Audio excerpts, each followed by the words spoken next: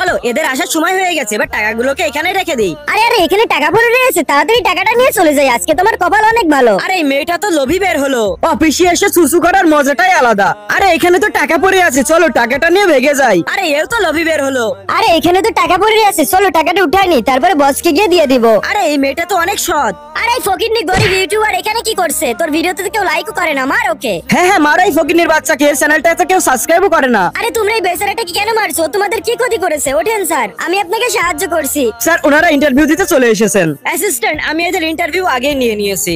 আচ্ছা বলো, তোমাদেরকে এই চাকরি আমি কেন দিব? দেখ আমি বসের ছেলে, এই জন্য এই জবটা আমাকেই দিয়ে দে। দেখ আমি ম্যানেজারের গার্লফ্রেন্ড, এই জন্য এই জবটা আমাকেই দিয়ে দে। জব তো আমি এই গরিব সৎ মেয়েটাকেই দিব।